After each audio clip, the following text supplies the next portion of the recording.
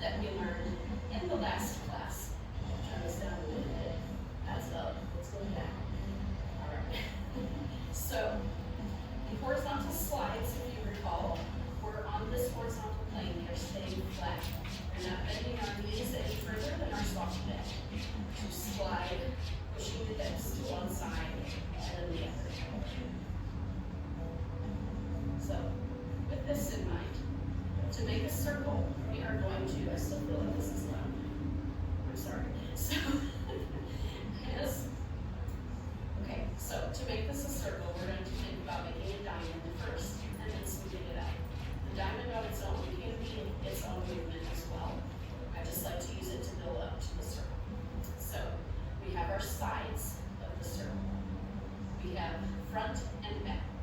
This is where it gets a little tricky. So, going forward with the hips, we do not want to tilt the pelvis and get out of our proper posture. So what we're really going to be doing is taking the whole hip structure and shifting forward just slightly. It does not have to be anything big.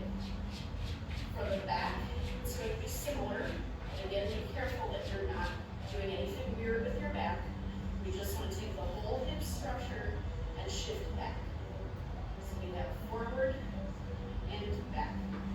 Sometimes the easiest way to figure this out is to feel where your weight is on your feet. So when I'm shifting my hip region back, I feel most of my weight on my heels. When I'm going to the front, I feel most of my weight on my toes. The same will go for the sides. You should feel more weight on the side that you're stepping to. So that's a good way to know if you're doing it right. And obviously, if your back starts hurting, you're probably doing something wrong. So let's break that into the diamond here, and then we'll build up. So I'm going to just pick side, and then I'm going to go to the back, to the other side, and to the front. Side, back, side, front. Facing, side, back, side, front. So this is the structure of the circle that we're going to be making. When we make the circle, what we're doing is hitting all four of these points, but smoothing it out. So when you feel ready, we're going to smooth that out.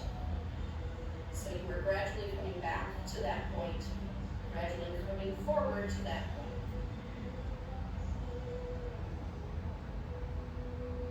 Make sure you're getting that full range of motion. But again, remember, if this is totally new to you, your circle may not be as big as mine. That's okay. Start small, then you can build it up.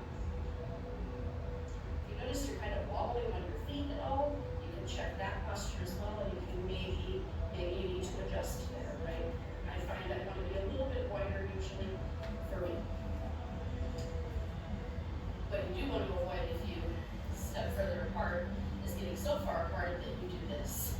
We're not looping. We do want to keep this isolated as much as we can.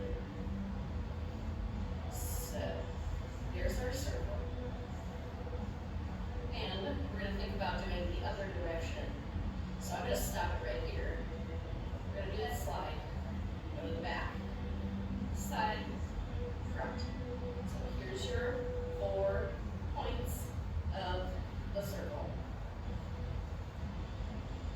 When you feel ready, go ahead and smooth that out. These are stronger strokes. Check your posture, make sure your pelvis is in alignment even though we're sliding around.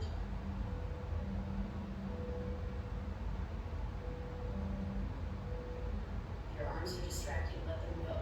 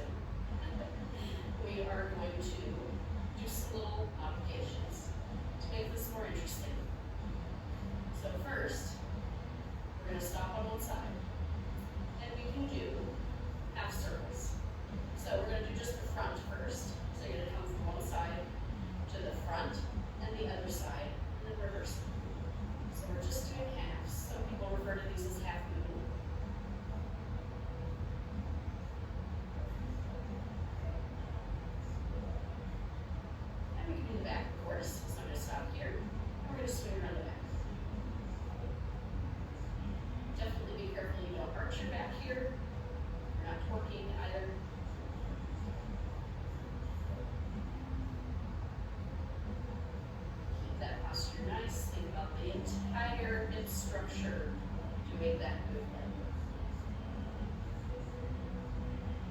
And then, let's try putting this together. A full circle and a half.